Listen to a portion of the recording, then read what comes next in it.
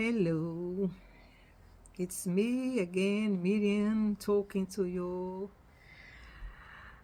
today. Today is 7th of September, um, 2024. I'm gonna do it on all my videos so it can be tracked back in time. If someone wants to send any messages, just say the date. Then I can come back to it and have a look at what I said. Yeah. Uh, all is good. London is a little. Summer is gone. I was expecting a later summer, but no chance. This year has been very complicated about the weather. Very, very much.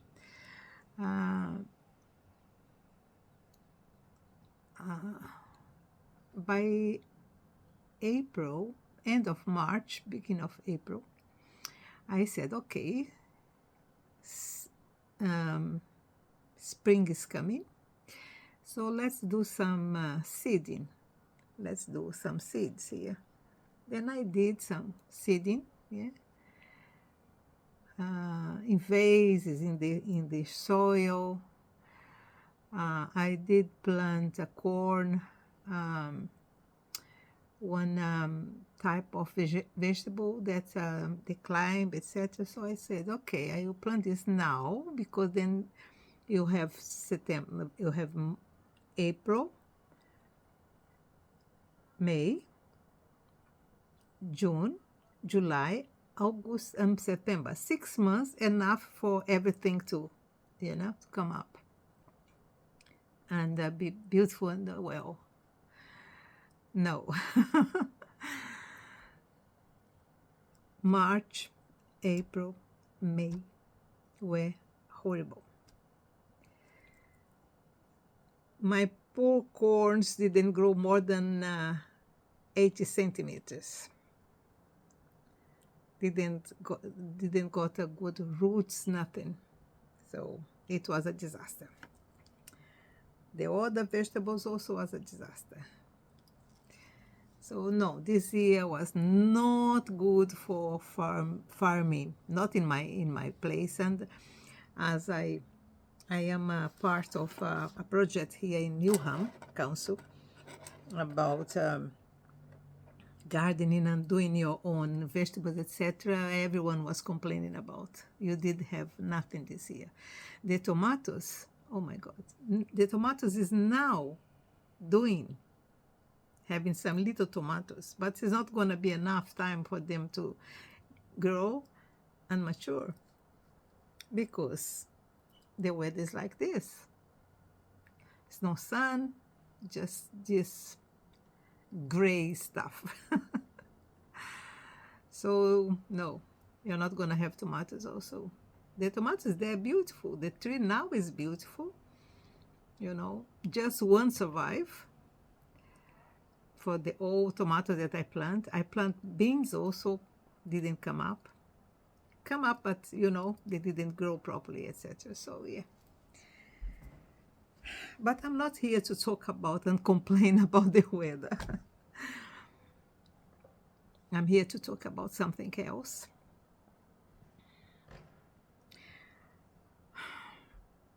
I want to talk today about mothers and parents' feeling, not just mothers, fathers also. Okay? And I'm gonna use as an example of this Mary, the mother of Jesus.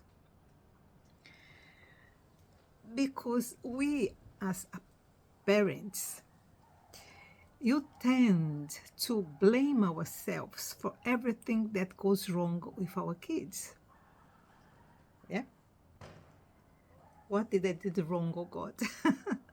What I have done that was not correct and drive my children to behave in that way, to take that path? Did I have I done a good job? Haven't I done a good job? It's where in the path I failed. The failing of my kids is my wrongdoing? Is me responsible for everything that is happening in their lives? Where I got it wrong. That's every look, if your children's got in a trouble, in a problem, etc., the first thing we do as a parents is blame ourselves. I did something wrong. Okay, so let's take Mary as an example. Okay, because probably this happened to lots of people also.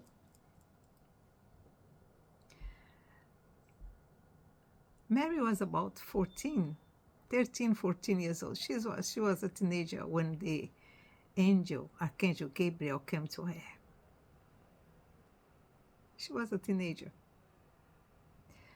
And what this angel told her, she was recently married with Joseph that was older than her. He was widowed. He had already about 2 or 3 kids or more. And Mary was given to him as a wife to take care of the kids because he needs to work. So he has to have a wife so he can go out and the kids being cared for. So Mary was chosen to be his wife. Because she was very young, probably Joseph didn't want to have anything with her until she got a little older. And Mary was taking care of her business, take care of everything in the house, and then one day Gabriel came to her and said, Hail Mary, blessed be you among all the women. All the women you are blessed. And then Mary was, what the heck is going on here? Okay, in this time in Israel, every woman wants to be the mother of the Messiah. That was the dream of every woman. So, when the angel said that to her, she was shocked. She was just a teenager. And then the angel said, look, you have been blessed to be chosen to be the mother of the Messiah. You are going to get pregnant by the Holy Ghost. He's going to put a seed on you, and you're going to have the child, and you call him Emmanuel. His name should be Emmanuel.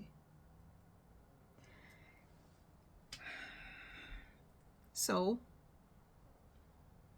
Mary was shocked, but say, okay, may the wish of God come unto me, and I will be glad to be the mother of the Messiah. So she had that promise, okay?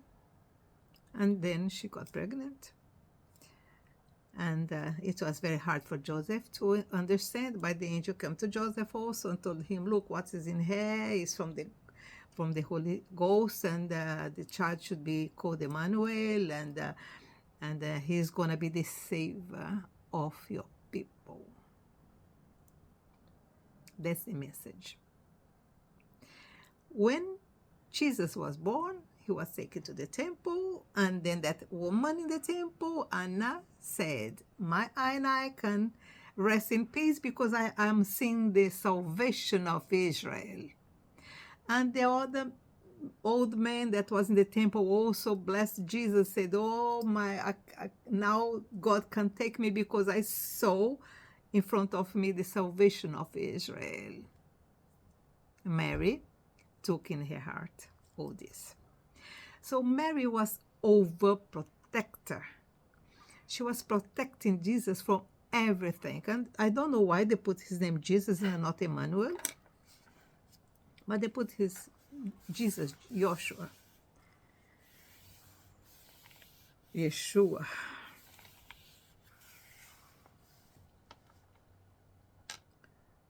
should put his name Emmanuel, would be more appropriate for his mission. God is with us. But they put in Jesus, Yeshua, salvation.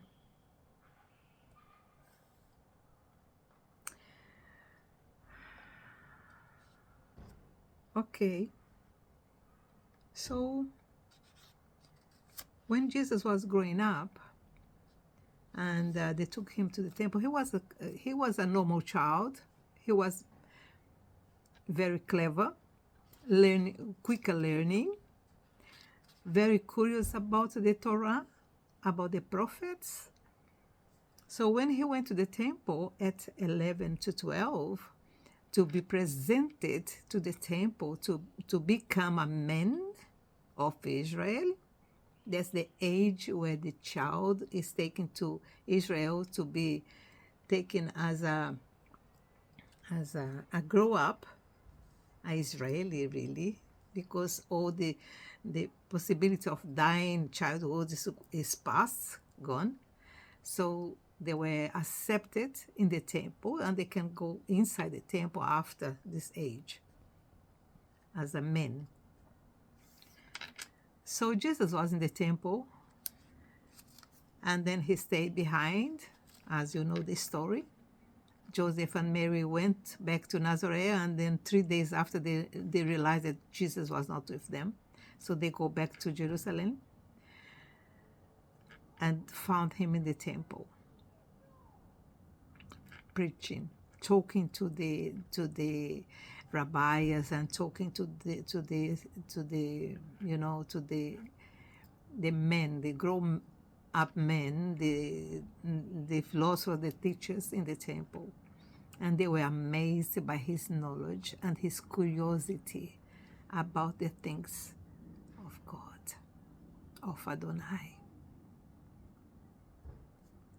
And then when they asked him, what have you done it? And he said, I was doing my father's business. So everything was taking Mary and Joseph to believe that he was going to be the salvation of Israel. So because the rabbis in the temple was amazed by him, they decided to offer him a place after they gone to Nazareth. Some rabbi went, a higher priest went to Nazareth to offer a place for Jesus in the temple when he was completing his studies and turned to 15 to 16. So they offer him a place to be learning at the foot of the teachers in the temple in Jerusalem. Of course, Mary and Joseph were absolutely amazed by the idea. They loved the idea. And Joseph was working hard then to have enough money to send Jesus to study in the temple in Jerusalem by the foot of the greater higher priestess. Jesus was not very happy with that idea, because by then he knew that his messages was for the poor people, for the people in the streets, in the farms, in the fields. He knew very young that his mission was not the mission Mary and Joseph was expecting him to be. So Jesus had a very, very good time with his father, a lot of experiences. He learned how to sew, how to build. Yeah. his father was was not just a carpenter, he was also a constructor. So he was constructing in Caesarea, in other places, in Capernaum. In one of these constructions, he failed and died. Jesus was 14, 1 year before he should be sent to Jerusalem. It was a disaster. It was a disaster for Mary, was a disaster for Jesus, was a disaster for everyone. Mary was pregnant. So Jesus, at 14 years old, was taking responsibility of a family, helping Mary to grow up his brothers and sisters, and the little one that was born after the death of Joseph. So the plans for Jesus went downhill. Jesus was not able to go to Jerusalem because he has to work to maintain, to be the provider of his family. So from very young age, he learned how to be a father for his brothers and sisters. So after 25, 26, he started to separate himself from his family. He went to live in Capernaum, he went to live in Caesarea, he went to live in different places, continued maintaining his family, helping his brothers. He was the one to take his brothers to the temple, to be presented to the temple. He had 3 brothers, so he had to go 3 times to Jerusalem to present his brothers to the temple. So yeah, he had this type of life. So now let's imagine, and he was a provider, even when he was working in different places, like in Caesarea or like in Capernaum or in Nahim, wherever he was working, he was sending money to Mary to keep going, maintaining his brothers. And he married his two sisters, the older ones, he married them. The little one that he was the one to be there from the beginning, from when Maria had her delivery. He was the father of that girl, Ruth, her name was. So that's the only one he didn't marry, because when she married, he was already dead. He was already gone. He was not in the planet anymore. So the last one. But he married someone that Jesus knew from his not his disciples, but someone that was following him. Okay, one of the 100-something that was following him, not the 12, but one of the 100 that follow him. So there's Ruth married and went to live in today Lebanon. So now you can imagine the feelings of Mary when he saw him in that cross. You can imagine, look at him hanging down there. What in her brain come up? It's my fault. He's there because I didn't a good job. I failed to Jesus because he was supposed to be the king. He was supposed to save our people, and now he's on the cross, hanging down there, naked. My baby, the one that I care so much love and so much caring, Now he's hanging on a cross. I felt this in that moment. You can imagine. Put yourself in the place of Mary. What you were thinking, blaming yourself, because that's my attitude would be that. My behavior would be that. I am the one to be blamed because I had the promise in my hands. The angel came to me. He told me that he will be the savior of the people. He should be called Emmanuel, and I put his name Jesus.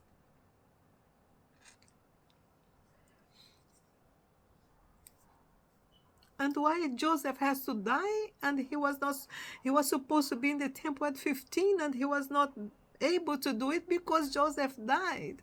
So everything went wrong in the mind of Mary. At her perspective, what she was seeing in front of her was saying, Mary, you failed. Joseph failed.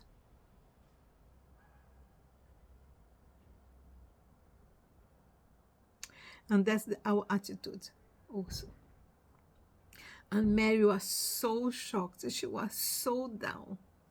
She was so, even after seeing him alive,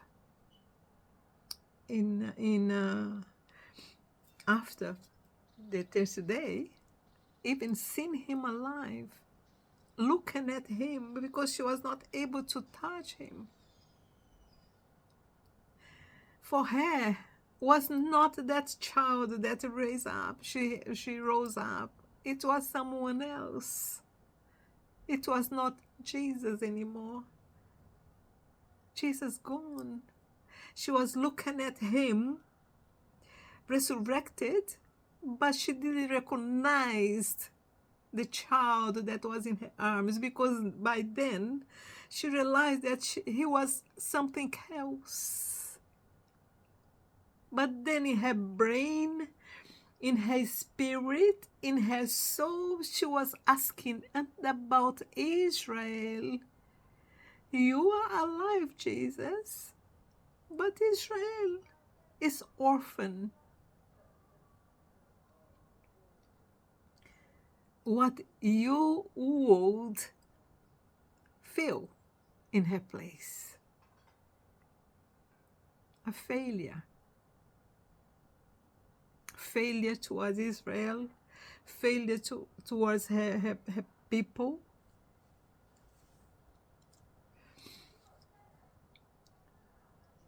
Yeah.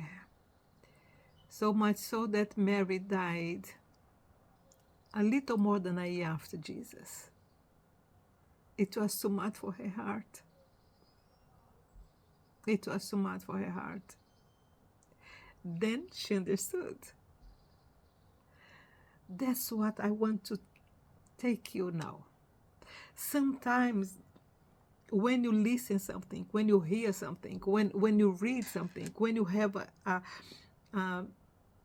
sign of something, when you have a promise about something, we as a human, you put everything in this level, the level of the planet, the level of Eretz, the level of the land.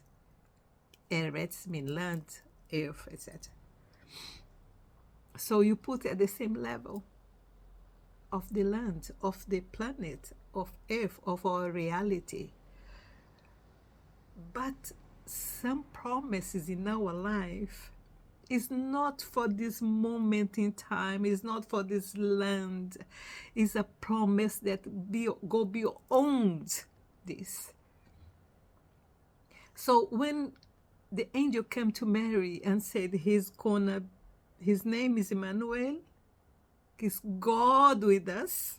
That means God is sending someone to be with you, to teach you something that makes you grow. The salvation of Israel is not the physical salvation, it's the spiritual salvation. But for these people in time, for the disciples, for the people of Israel those days, was the salvation, it was the liberation from Roman, from Greece, from the Philippines, for the Philistines, from the Palestinians, because Philistines was the called Palestine also. That's why today they call Palestine, because you know the story. I don't know if you know the story. One of the Roman emperor, they handed something in order to, in order to make Israel people very upset. They changed the name of Israel to Palestine, and they changed the name of Jerusalem to another name. I forgot now the name, but I know the name. It's gone from my brain right now. So in order to, to make them angry, they did it. So for the people in Jesus' days, the salvation for them was to be free from Roman, to be free from all these people, free from Greece, free from for the emperor that was pushing them down. But the God's plans was bigger than this. So Mary didn't understood, the disciples didn't understood.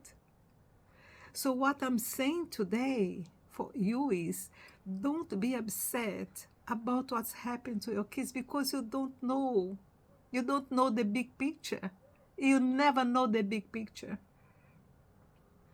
You just, our level of knowledge and our level of looking at the situation is like this. But God is up there. It's big, it's huge. So sometimes something is happening now is going to be blessed for tomorrow.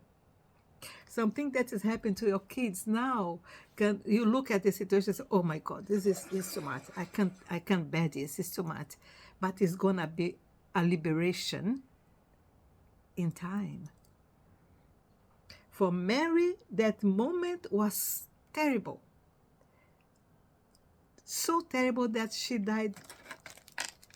She died earlier. She died too soon after Jesus.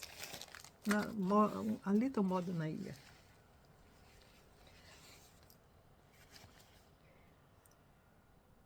But what's happened now? Jesus has been his name, his minister, his example has been following for 2,000 years. For 2,000 years. His liberation, the way he teaches his messages is still going on today. So Mary would never understood it. He never understood it. She never understood it. The disciples never understood it. But we know today how blessed the earth has been with that man that died in that way. It's blessing for the planet. It's blessing for everyone. But that's the promise that God gave to Abraham was that his seed will be, what will come from his seed will be blessed for the whole planet. And Jesus was the seed of Abraham that came to bless the whole planet. So, even not being a religious person, religion, like, go to church or do things like this. It's not what I do. I reckon that that man is an example for all of us. And the life of Mary is an example for me and you. It is an example for us. Don't blame yourself for whatever is happening to your kid's life. Everyone has a path to follow. You have yours. We've done our best. Mary did her best, but God had other plans for Jesus. Mary had a plan for Jesus.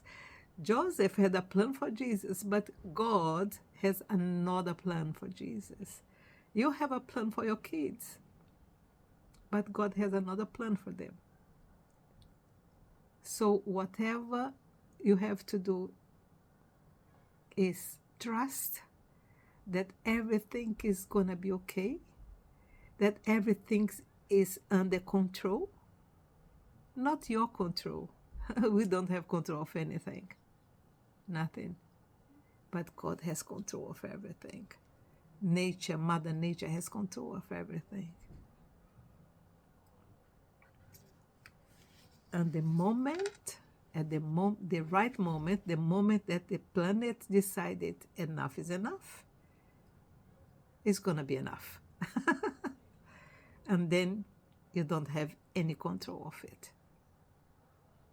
As happened before, many times. So let's live our life.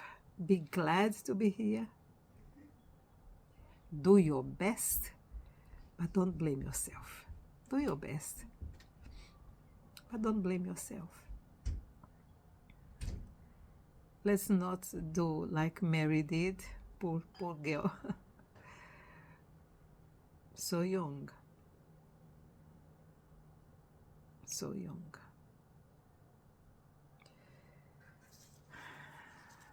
Yeah, that her example be in our heart. Okay. She was a good mother, and that's what you have to follow her. Be good mothers, protect our kids, do our best, and allow them to go and to grow and to go. Grow and go. Okay? And trust that everything is under control. The control of the bigger one. The control of our energy resource. I'm gonna call it. God is, you say God because that's the name people use, or Adonai, or whatever name you want to, to call Jehovah, Allah, whatever name you want to put it. But He's the source of our energy. He is the one that gives us life and keep everything in place. Just sometimes when things get in your heart and then you can feel like low and not very settled, just look at that photo of the earth lost in space. That photo that was taken about 20 more years ago, about 30 years ago, I think, was taken from one of the voyagers that went to the space to explore the planets beyond the Saturn. They took a photo of Earth, and that photo of Earth is very emotional because they show us exactly who we are. A dot on the dark sky. That's what you are. A dot in the dark, lost in space. But you are not lost. You are kept in there, floating in space, with all the other planets around, and the sun there guiding us, The sun is that's the power of the sun, the attraction of the sun that keeps everything in place. And the force of the bigger planets making the balance so you can stay there at the same speed. Do you imagine that?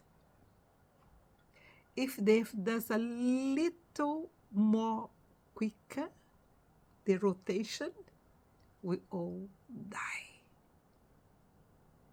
So to keep everything like this balanced, so life continues in the planet, needs something bigger to maintain and to make the equilibrium so you can still floating at the same speed rotation, the same speed of rotation, the same speed of going around the sun, and also the speed of the sun and the whole planets, our solar system also fly. Imagine this. And who maintains everything? Who maintains this big? You are thinking, if you start to think about the dot, and then you go to the other planets, and you go to the sun, and you go to the solar system, and then you go to our local universe, everything is speeding, everything has their own motion. Almost every agglomerate has their own motion. And then the bigger one is the galaxy that always travel in the space. And all of this is in one place, equilibrium, balanced. And who do you think is govern all of this? So who is maintain everything is not capable of taking care of your kids? Think about that. And God bless you and keep you safe, and me also. Bye-bye.